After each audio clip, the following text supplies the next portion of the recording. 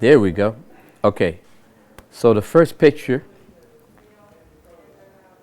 is the album cover of my latest album, Aphrodisia, which I'm very proud about. You know, I worked a lot, very hard on this album, and I collaborated with musicians from Africa and from Brazil and from the Caribbean and from the U.S. So it took a lot of work, but I think it tells a beautiful musical story about the journey of my ancestors, which is very important to me. And I'm very excited. As a matter of fact, we're going to play music from Aphrodisia tonight, so we're going to have a good time. Okay, so next one. What have you learned from your students, if anything? What I've learned from my students is that students today are completely full of shit. That is what I've learned from my students. Is that much like the generation before them, the only thing they are really interested in is you telling them how right they are and how good they are. That is the same mentality that basically forces Harvard to give out B's to people that don't deserve them, out of the fear that they'll go to other schools that will give them B's, and those schools will make the money. We live in a country that seems to be just in this massive state of delusion, where the idea of what you are is more important than you actually being that. And it actually works as long as everybody's winking at the same time. And then if one person stops winking, you just beat the crap out of that person, and then they either start winking or they go somewhere else. But it's like, yeah, my students just, all they want to hear is how good they are and how talented they are. And they're not really, most of them aren't really willing to work to the degree to live up to that. That's my boy Bradford. I could listen to Bradford talk for weeks, for months, because I love the way he expresses himself. I don't have any students, you know, except the guys in my band, if you want to call them my students. They're very young, but they're very special, you know, and they are very talented, and I'm very excited to present them to the world. So I think Bradford needs to get some new students, you know, and get some people he's excited about. But I do understand what he's saying, because as a culture today, that is very much a part of the culture. We have people who are famous today because they're famous. 40, 50 years ago, if you were famous, it was because you were the best at something. You know, now I'm not sure about that. So I completely understand what he's saying. But I wouldn't say that about all students. I would say that in general about our culture, though. Okay, so I'm continuing on. I went from Bradford to Mr. David Bowie, who unfortunately left us in 2016, and a very influential artist. I didn't know that much about David Bowie, except when I was coming up as a musician in New York, a lot of the musicians that I looked up to, that I respected, they had the gig with David Bowie. They were in his band. And there's a drummer named Dennis Davis who played with him. Luther Vandross sang with him. And they all said it was the best gig they ever had. You know, David Bowie was a great leader. He was it was a great band to be in. And after they finished the tour, they used to get great gifts, like great tape recorders, high-end cassette players. Nakamichi, I believe, was the brand. And everybody was really excited about the gift they got. So I was like, man, one day I want to get the gig with David Bowie. But very influential musician. And it's been a crazy year, 2016. In terms of all the musicians that we've lost. Okay, so now again, I'm moving on. And Lemonade. Lemonade is Beyonce's new record. And I remember there was a record executive who played me an advanced copy of Lemonade months before it came out. He said, sit down, I want to play you something, and I want to see what you think. And I listened to this record and I said, wow, this is one of the most powerful records I've heard in a long time. And it's even more powerful because it's from Beyonce, and she doesn't need to be that honest. She's already the biggest star in the world. Why does she need to be that honest about her life? But that's what makes her special, and I have a lot of respect for her. And then he said, listen, I need you to play bass on one of the songs. So I came to the studio and I played bass on a song called All Night that came out very, very nice. So I'm really proud to be a part of that album, because I think she's making a huge statement with that album. I'm moving on. Here's a picture of myself and Mr. Don Cheadle. Don Cheadle just finished a movie project that he worked years and years to produce and direct and star in. The movie is called Miles Ahead, and it's a movie based on about a week of Miles Davis's life. And it was really interesting for me to see Don Cheadle playing the part of Miles Davis, because he never met Miles, but in some way he figured out the personality of Miles, and he figured out the spirit of Miles. That was very interesting. Of course, like everybody else, I thought the movie was going to be more of a biography, you know, starting in St. Louis and going to New York and following Miles's life. And it wasn't that. Don decided he didn't want to do that. And I respect that. And he did a good job doing what he felt like he wanted to do. But I do think it leaves room for another movie to be done that maybe gives us the story of Miles. It's going to be very difficult, because for people who love Miles, for people who love jazz, Miles is very, very important.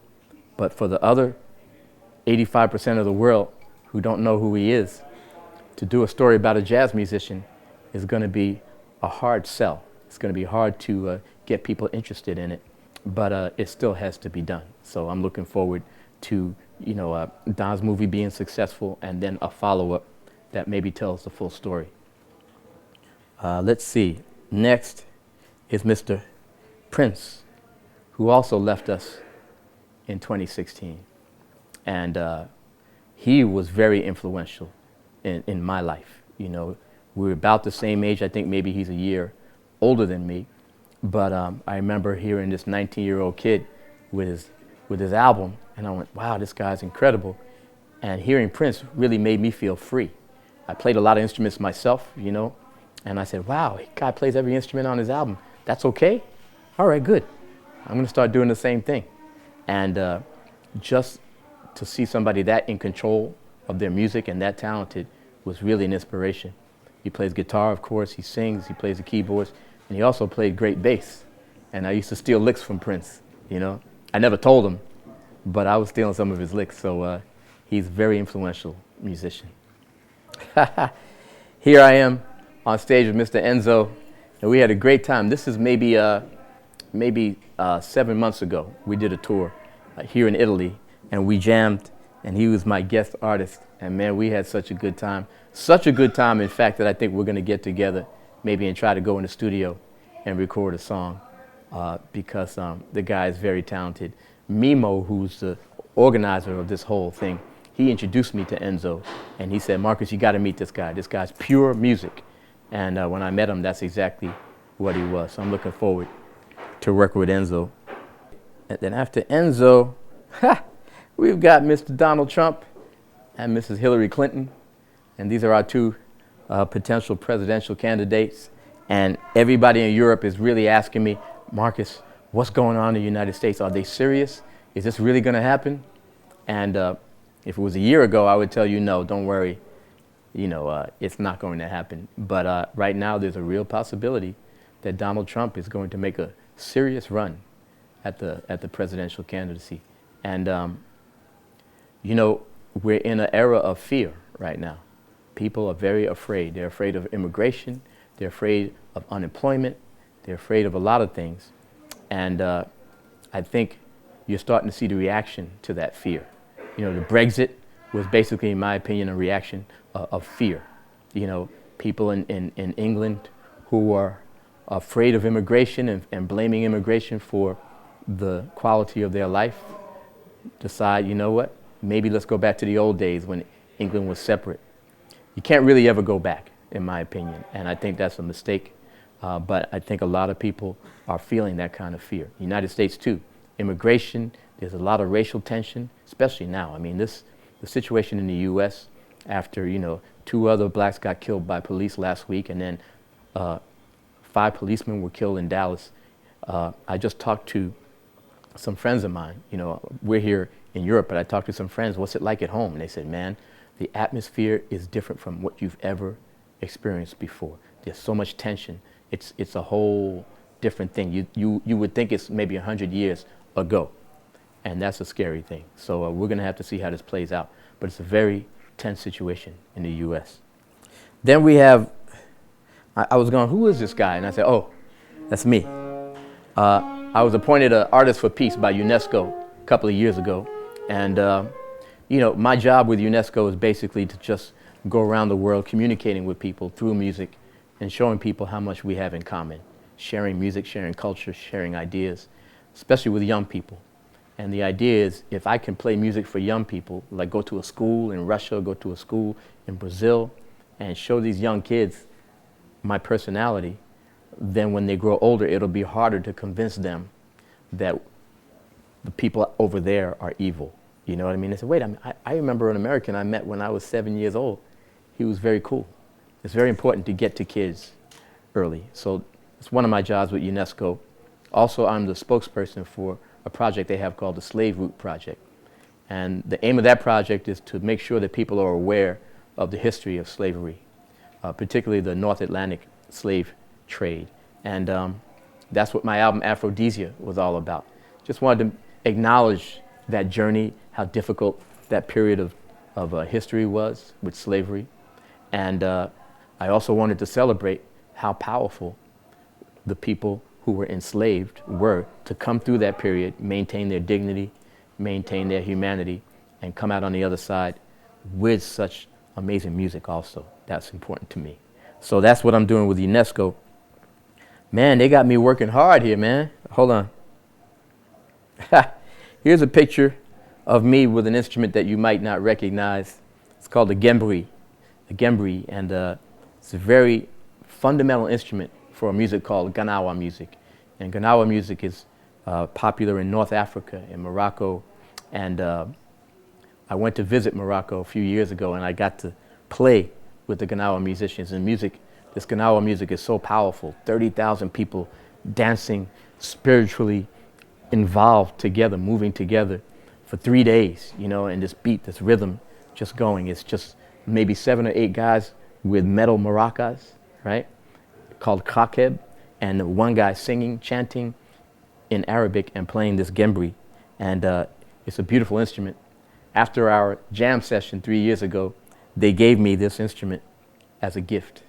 And so I've been practicing, and I've been composing music with it and having a really good time.